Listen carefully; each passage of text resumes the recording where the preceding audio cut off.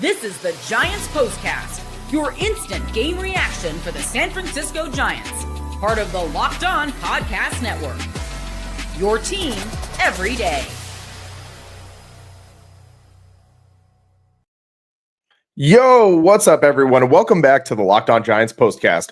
I'm your host, Eric Triple E Engel. You may know me as the former producer for the Murph and Mac Morning Show on KMBR, or maybe from some of these other Locked On Sports postcasts we do. We also do the Locked On Warriors postcast and the Locked On 49ers postcast as well. By the way, some big developments with the Locked On 49ers postcast coming your way this season. But for today, the Giants continued their epic slide as they dropped another series falling today to the Pittsburgh Pirates, and they have an opportunity to get swept tomorrow at home by the absolutely pathetic Pittsburgh Pirates. Justin Verlander was pretty good today, and he gave the Giants 5 innings of one-run ball, but multiple boneheaded blunders in the field and on the base paths ensured yet another loss. Willy Adames, one of the few bright spots for the team right now, hit his 16th home run of the season in the losing effort, and just not enough from the Giants all around in the slide.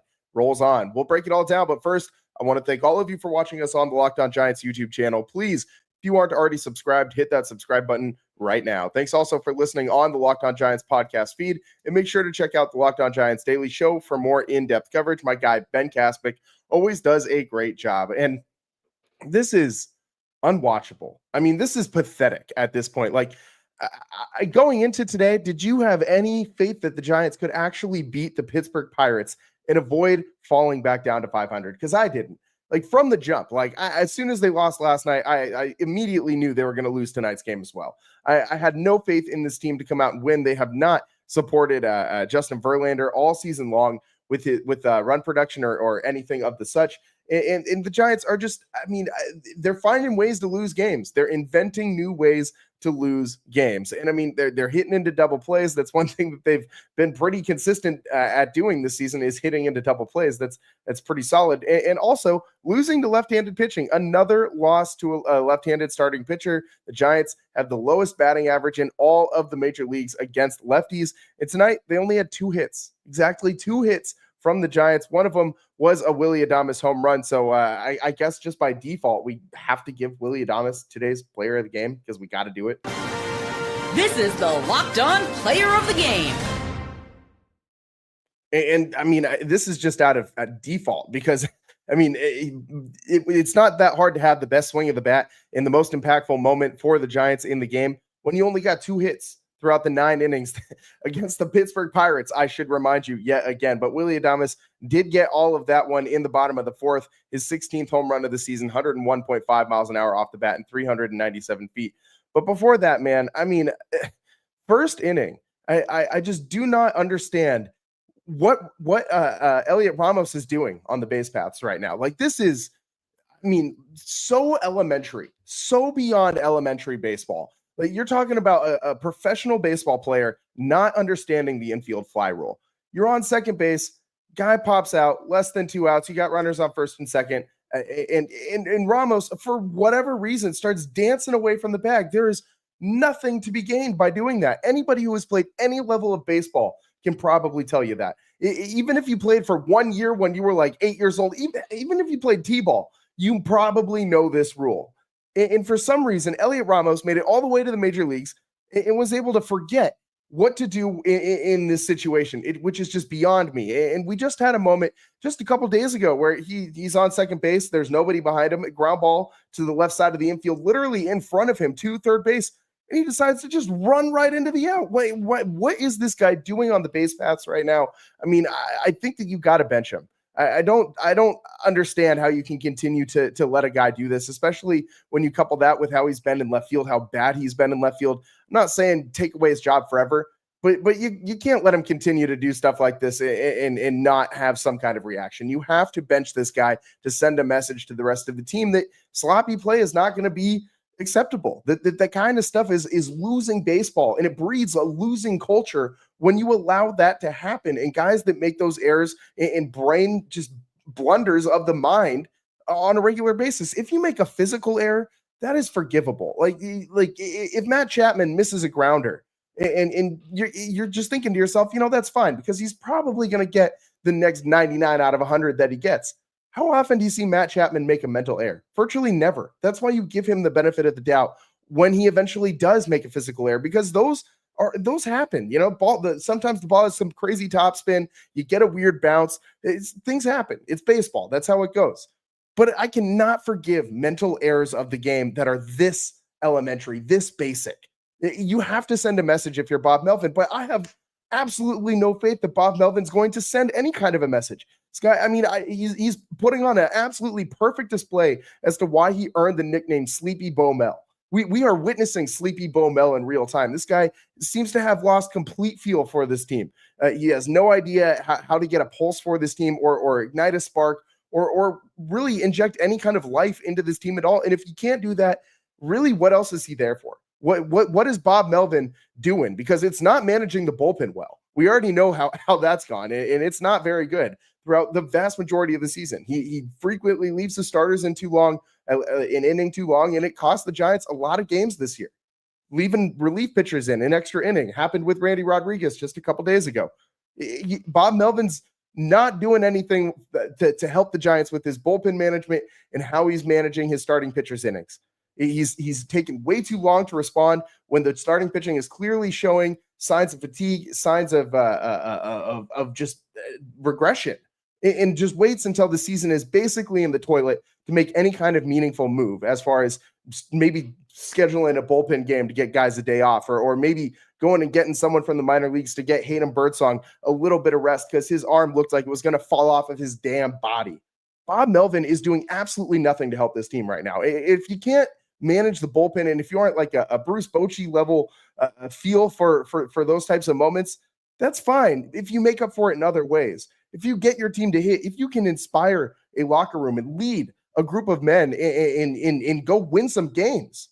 Bob Melvin can't do any of these things right now. And since the Giants picked up his option, since Buster Posey decided to go out and pick up Bob Melvin's option, Giants are 9-14. 9-14 since Buster doubled down and said, I believe in Bob Melvin. I don't know how you can continue to do this. If the Giants finish under 500 this year, I swear to God, Bob Melvin should not be back next season. And I am the last type of guy to sit here and call for someone's job. But at this point, I mean, you have the talent. There's no more excuses as far as talent goes. You got Willy Adames, you got Rafael Devers, you got Matt Chapman, you got Elliot Ramos, you got all these different pieces, and you can't get it done. What is going on with this team? I mean, they have the pieces to do this. You look up and down this roster, you got Logan Webb, Cy Young candidate. You got Robbie Ray, All-Star. You got Hayden Birdsong, Landon Roop, two guys who were pitching just amazing for how young they are at the beginning of the season. I get the Birdsong fell off, but Roop, I mean, other than him landing on the IL, I mean, he's been lights out and super solid and consistent for the Giants this year. And then you have Justin Verlander in the mix, a former multi-time Cy Young winner and a first ballot Hall of Famer. If you can't figure it out with this group, there's a common denominator. We've seen this before. Bob Melvin won all those managers of the year with the Oakland A's, never won a playoff game with all those all-stars that he was able to generate from that franchise. And then he goes down to San Diego and has an even more stacked roster. Like that San Diego Padres team collapsing the way it did. I mean, that rivals in my mind like the New York Mets from the 2000s with Jose Reyes and David Wright epic level collapse. Like that was pathetic. And now you're watching the Giants underachieve in the same way for the same reasons. Bad bullpen management, bad starting pitching management, and just zero inspiration. Bob Melvin just looks asleep at the wheel, just sitting there letting things unfold, and he's just observing.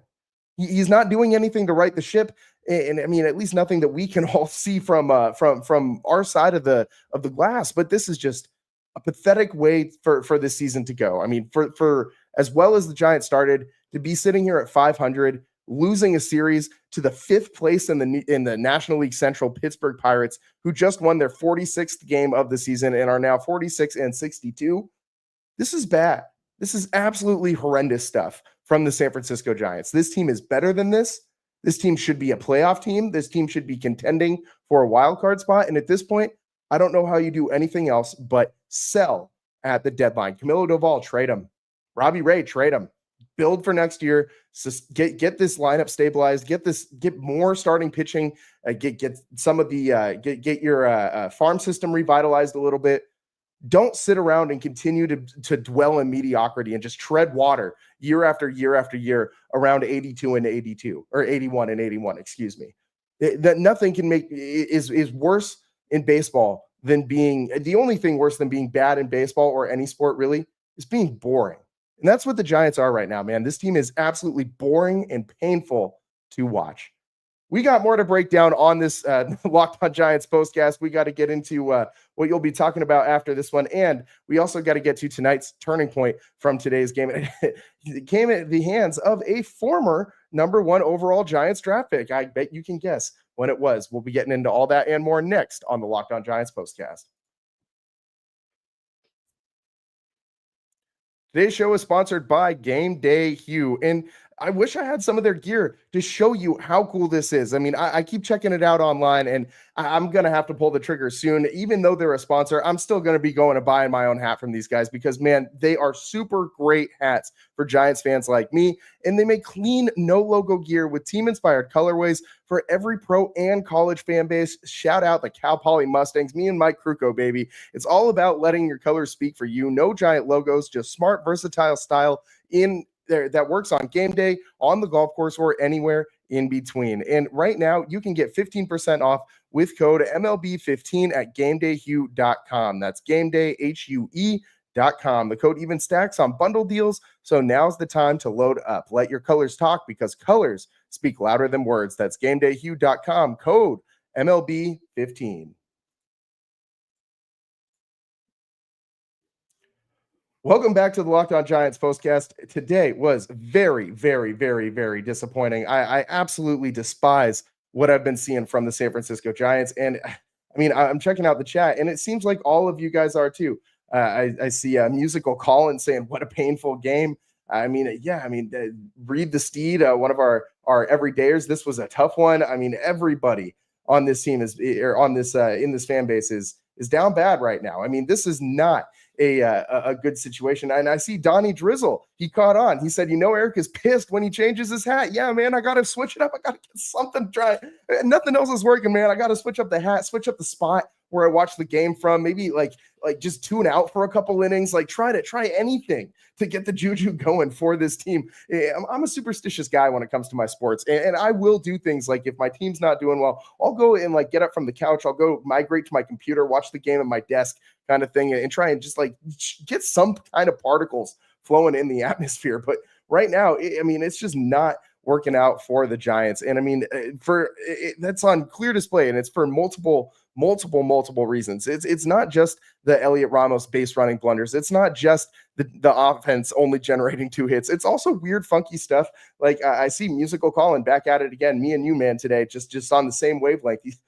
What happened with the Tyler Rogers error? I don't think it was actually ruled an error. It was ruled a base hit, I believe. But in that 8th inning, Brian Hayes with 2 runners on hits a little dribbler to Casey Schmidt. Nick Gonzalez moves over to third.